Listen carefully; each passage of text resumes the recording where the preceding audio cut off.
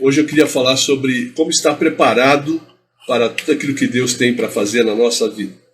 Nós que desejamos tantas coisas do Senhor, às vezes achamos que é só pedir, mas nós temos que estar preparados para receber, para que isso continue sendo uma bênção na nossa vida, para que isso continue sendo, trazendo graça e paz e não acarretando peso, em nome de Jesus. Então, amados, eu quero falar hoje com você de um texto que está em Mateus capítulo 25, verso de 14 a 15, e depois nós vamos ler o verso 29.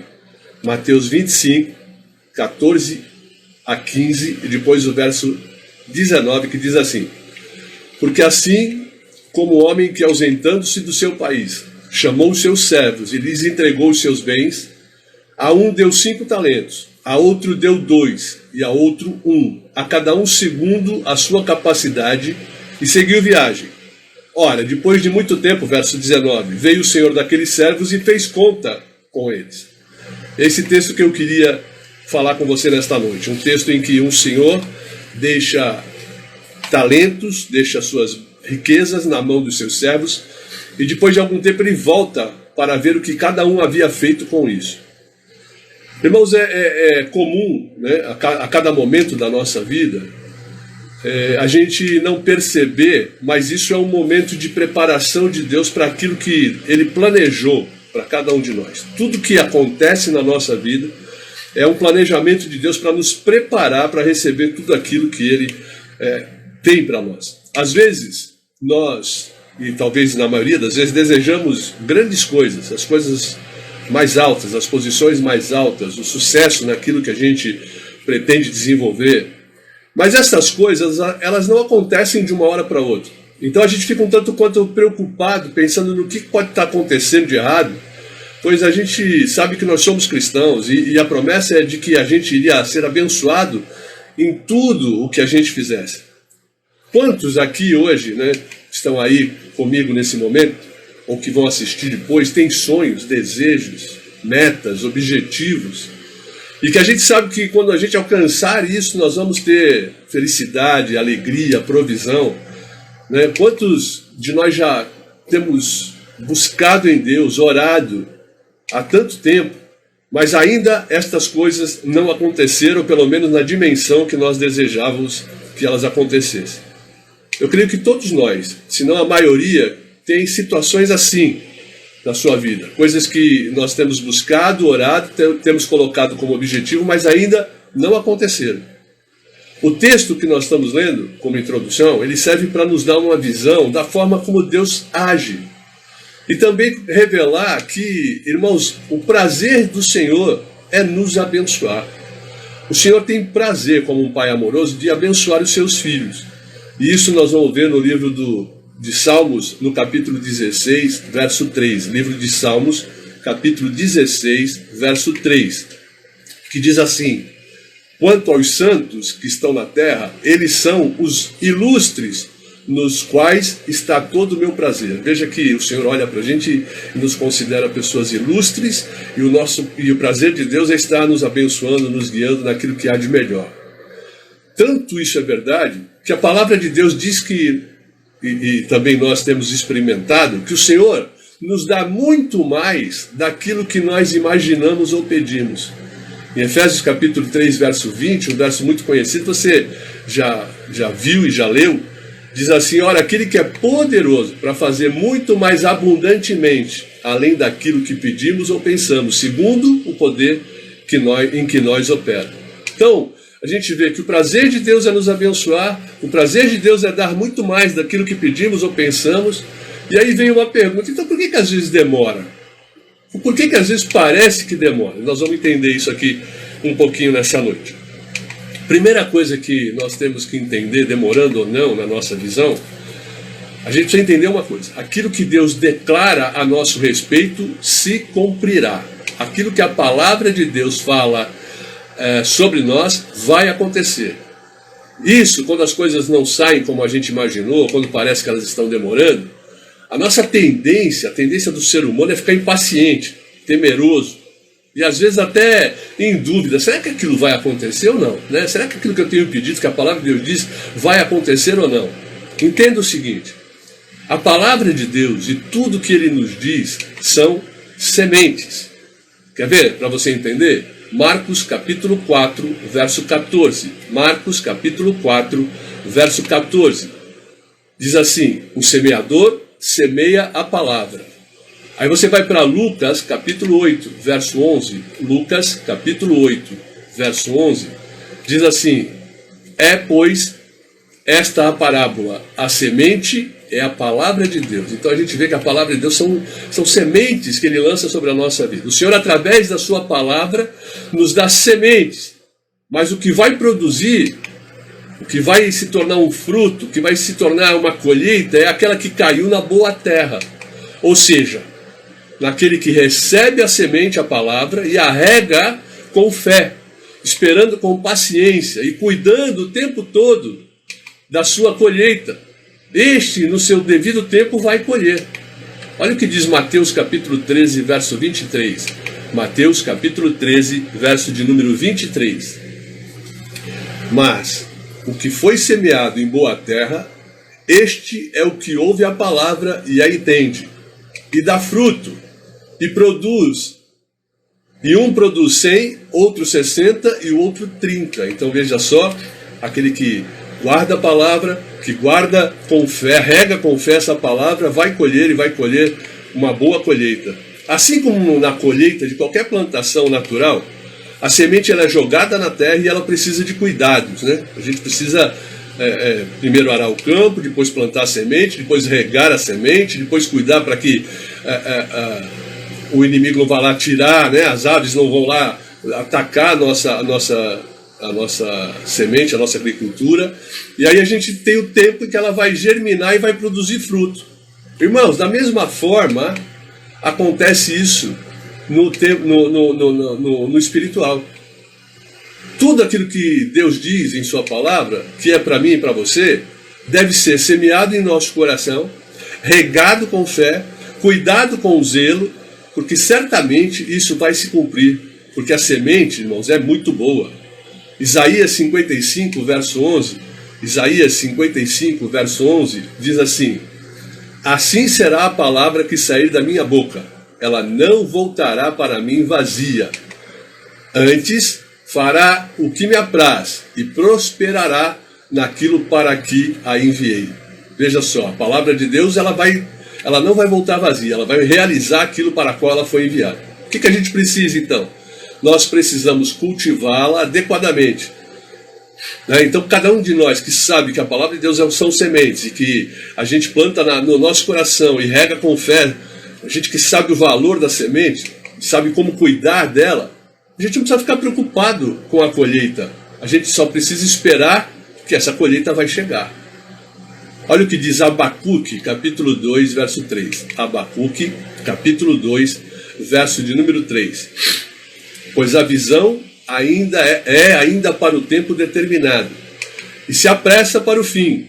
Ainda que se demore, espera-o, porque certamente virá e não tardará. Então aqui está falando da volta de Jesus, mas também está mostrando que tudo que ele falou na sua palavra, ela vai se cumprir.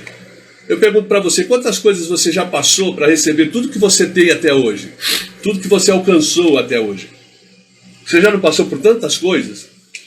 Mas não foram estas coisas que fizeram com que você estivesse preparado para ter o que tem, para cuidar daquilo que você recebeu, para manter a sua bênção e até ir buscar coisas maiores? Graças ao que você já enfrentou, graças ao que você já venceu, é que você tem fé e esperança e desejo de buscar coisas maiores, porque você sabe que Deus é fiel. Então, meu irmão, não tenha dúvida. O que Deus diz se cumprirá na tua vida. Esse é o primeiro ponto. Em nome de Jesus, creia nisso. A segunda coisa é que em todo tempo da nossa caminhada nesta vida, Deus está nos preparando para as coisas maiores, coisas grandiosas que eu e você desejamos alcançar. Um dos princípios de Deus é nos preparar para a vida. Para que isso? Para que os nossos resultados sejam sempre os melhores. Ele quer nos preparar através de testes e provas. Para que esses testes e essas provas que a palavra de Deus diz que nós passamos? Para conhecer a nossa capacidade de lidar com aquilo que Ele produz em nós. Irmãos, a gente olha para a palavra de Deus, a gente entende que a gente precisa ser preparado por Ele.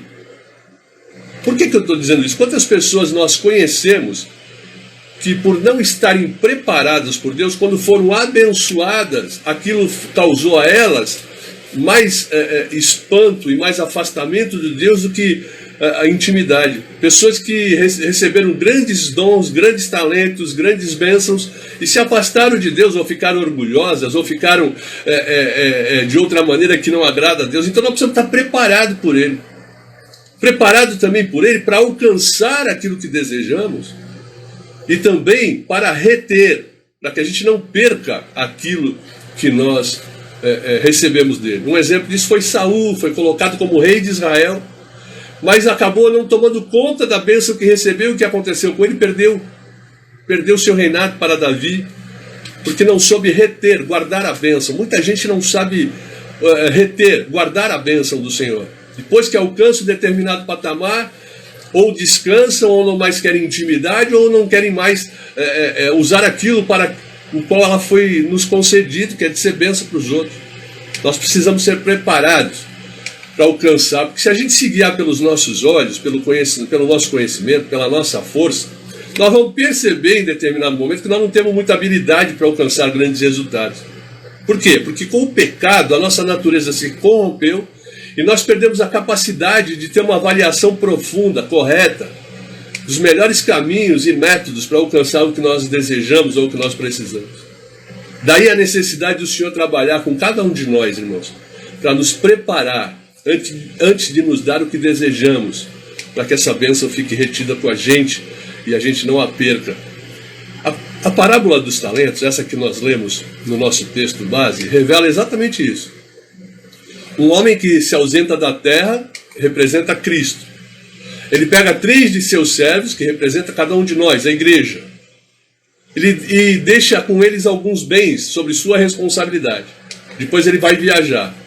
Para uns ele deixou 5 talentos, a outro ele deixou 2 talentos, e a outro ele deixou 1 talento. Para cada um ele deixou uma certa bênção. Com isso, o que o Senhor queria? O Senhor queria mostrar que Ele está sempre olhando, verificando como cada pessoa lida com aquilo que Deus já deu, com aquilo que ela já tem. Tanto que quando o homem volta da viagem na parábola, ele vai verificar o que aconteceu com os seus bens, o que os seus servos tinham feito com aquilo que ele deixou com eles. Então, amados, a gente percebe que esta é a maneira do Senhor trabalhar na caminhada da vida. Ele prova a cada um de nós para conhecer o quê? O nosso caráter, a nossa fé, a disposição de servi-lo, a obediência, o amor com que nós fazemos as coisas ou com que valorizamos aquilo que recebemos, a honestidade, a lealdade, não apenas em relação a Ele e à bênção, mas à sua obra também. Se você não crê nisso, se você tem dúvidas sobre isso, que o Senhor nos prova para nos conhecer, para saber se estamos aptos a receber ainda mais, coisas ainda maiores, é só procurar nas Escrituras. Quantas vezes você ouve falar de provar, tentar, testar, refinar, purificar, que é, irmãos, a prova constante do trabalho de preparação de Deus em nós. Alguém já procurou esses temas, que eu coloquei atrás, e encontrou mais de 200 passagens que falam sobre provar, tentar, refinar, testar, purificar. Mais de 200 passagens falam sobre isso. O preparar de Deus, ele acontece de muitas formas e de muitas maneiras. Das formas mais simples, no nosso cotidiano. O Senhor avalia a nossa reação diante de muitas coisas, diante das bênçãos, diante dos conflitos, das enfermidades, das decepções, das alegrias, a forma como tratamos as pessoas, a forma como aplicamos os ensinamentos que recebemos dele. Mas o Senhor também observa a gente a cada momento, em momentos excepcionais, em momentos mais drásticos, tais como quando a gente é chamado a realizar grandes mudanças, né? Quando a gente é chamado a passar por grandes mudanças, qual é a nossa reação? Ele observa a gente quando as promessas que são sobre a nossa vida elas são adiadas ou estão sendo retardadas, ele observa para saber como reagimos na fé, como reagimos com relação a ele. Ele nos observa quando somos alvos de críticas e atitudes injustas. Ele nos observa quando a gente está diante de problemas difíceis de resolver. Por que ele faz isso? Por que ele fica nos observando? Por que ele nos prova nesses momentos, ou permitindo que esses momentos aconteçam? Porque são nesses momentos, irmãos, que aquilo que realmente está em nosso coração, ele é manifesto. E ele fez isso com muitos dos seus servos, com muitos daqueles que depois vieram se tornar servos de Deus excepcionais em todos os sentidos, mas passaram por esse momento de prova. Um dia, o Senhor se afastou de Jeremias, o profeta, para prová-lo. Olha lá, vamos lá em 2 Crônicas, capítulo 32, verso 30 e 31. 2 Crônicas, capítulo 32, verso 30 e 31. Diz assim: também Ezequias, quem tapou o manancial superior das águas de Gihon, fazendo-as correr em linha reta pelo lado ocidental da cidade de Davi. Ezequias, pois, prosperou em todas as suas obras. Contudo, no negócio dos embaixadores, dos príncipes da Babilônia, que lhe foram enviados e perguntaram acerca do prodígio que fora feito na sua terra, Deus o abandonou para experimentá-lo e para saber o que havia no seu coração. Então, diante de um momento difícil, de um confronto contra os inimigos, o Senhor se afastou de Ezequias para saber qual seria a reação de Ezequias. Tudo estava sob seu controle, mas ele se afasta.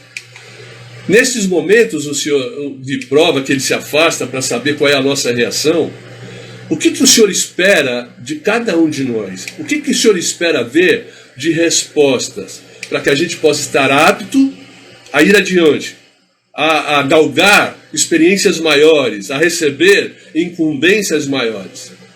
1 Coríntios capítulo 4, verso 2. 1 Coríntios capítulo 4, verso 2. Diz assim: ora, além disso, o que se requer nos despenseiros é que cada um seja encontrado fiel. Ora, o que o Senhor espera de cada um de nós? É que em qualquer situação, seja de prova, seja de alegria, a gente seja encontrado fiel a Deus. É isso que Deus espera. É acreditar, é confiar.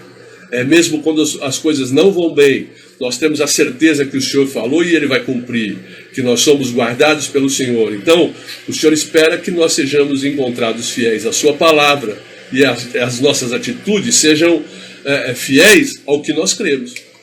Quando nós somos encontrados assim por Deus, irmãos, nós nos tornamos aptos a receber mais de Deus.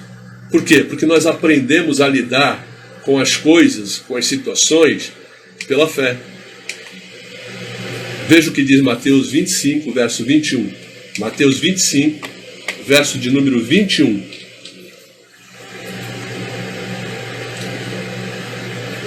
Disse-lhe o seu Senhor: muito bem, servo bom e fiel, sobre o pouco foste fiel, sobre o muito te colocarei, entra no gozo do teu Senhor. Percebe?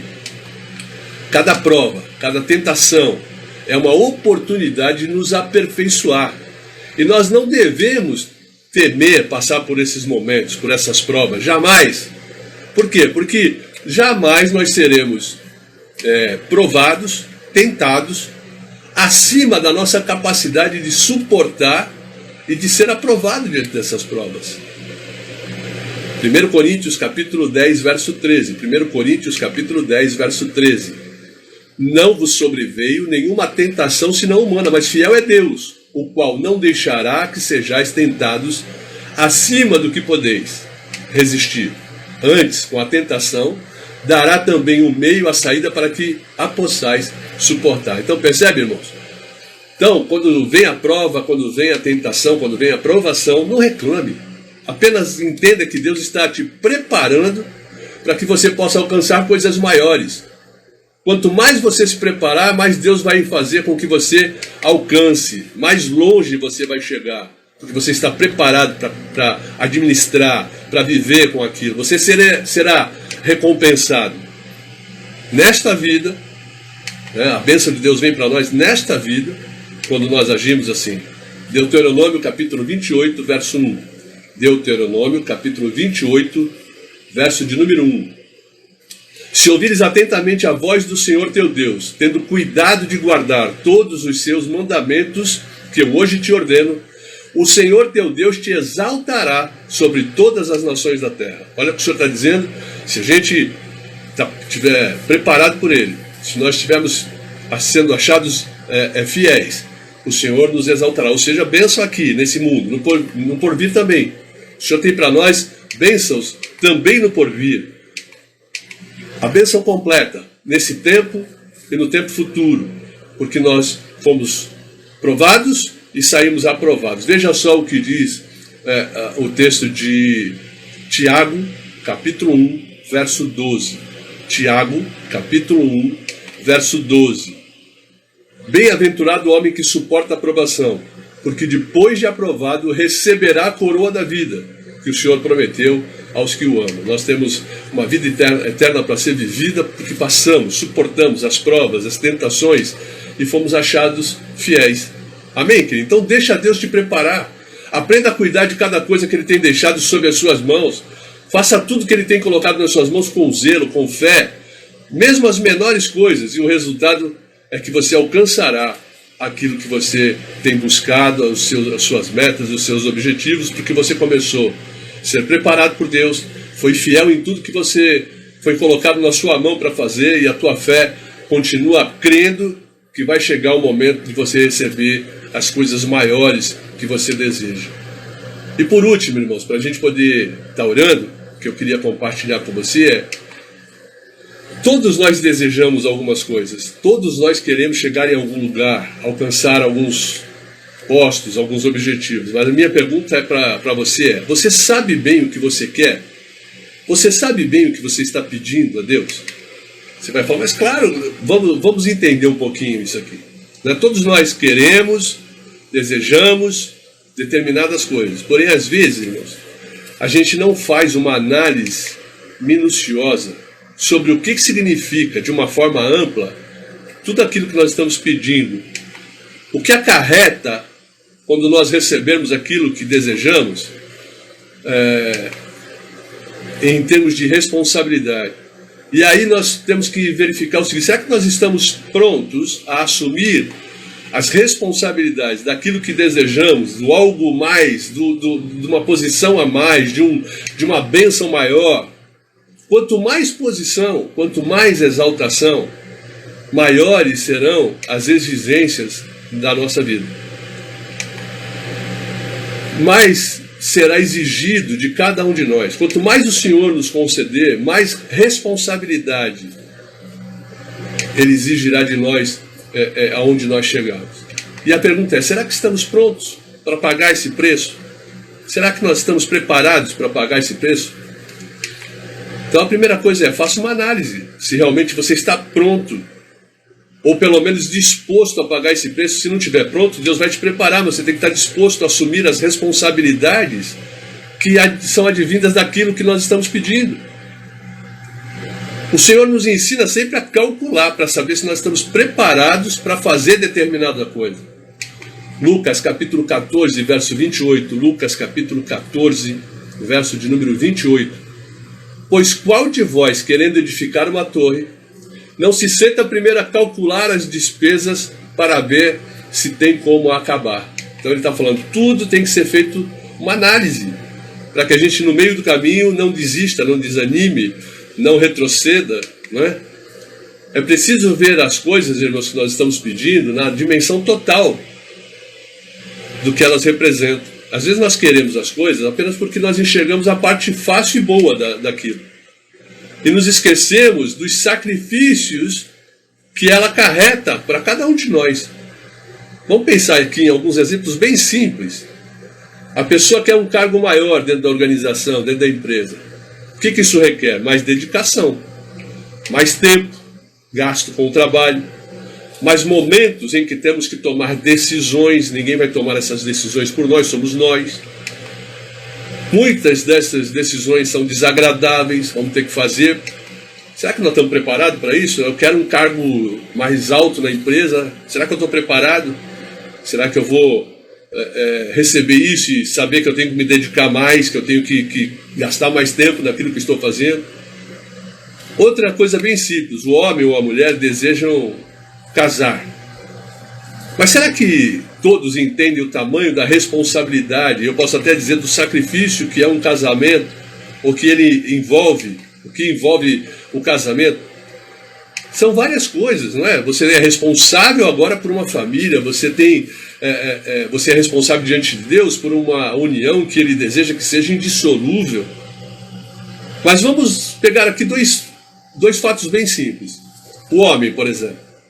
O homem deseja casar, mas ele entende que o homem, pelo que a palavra de Deus ensina, tem que sacrificar-se por sua esposa, se entregar a ela de tal modo como Cristo se entregou pela igreja. Esse é o papel do homem no casamento, um dos papéis do homem no casamento. Diz assim Efésios 5:25. Efésios 5:25.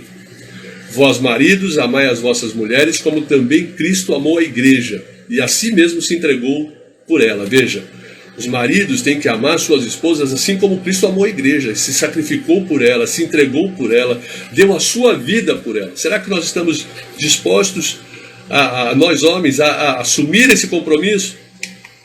É sério, nós precisamos pensar sobre isso. E as mulheres?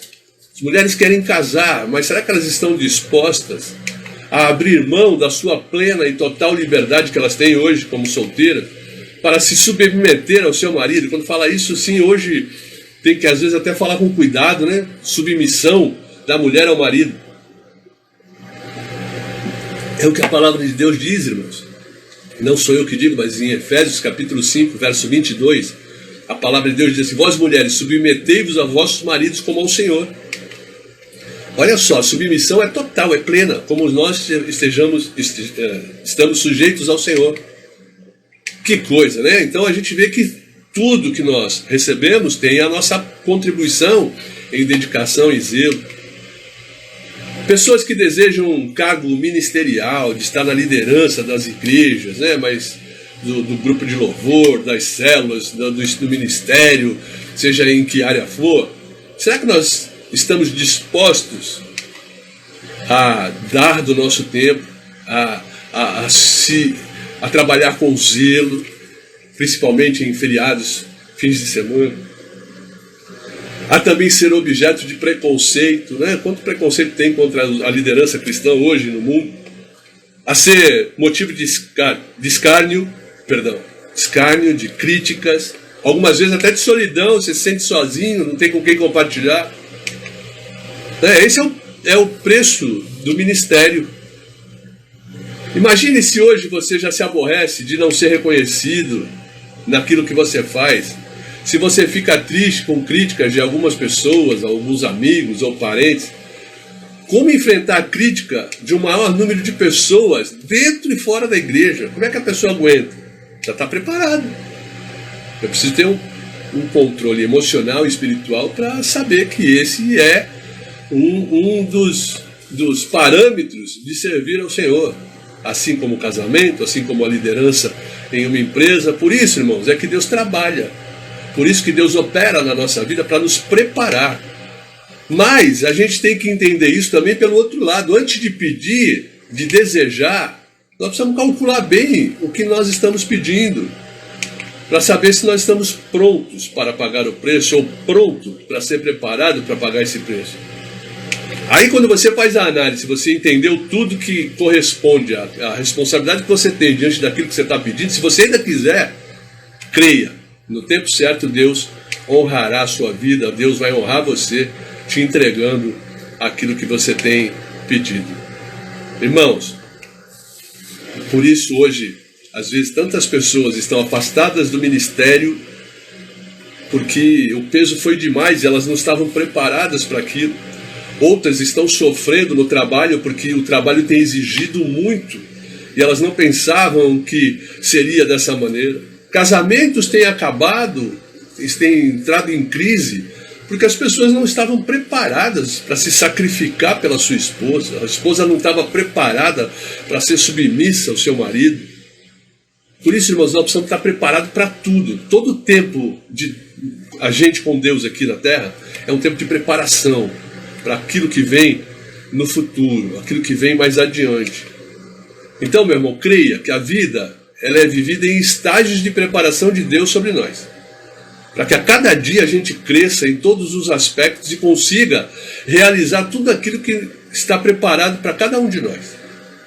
Tudo que Deus prometeu, Ele cumprirá, mas você e eu temos que permitir que Deus nos prepare para receber.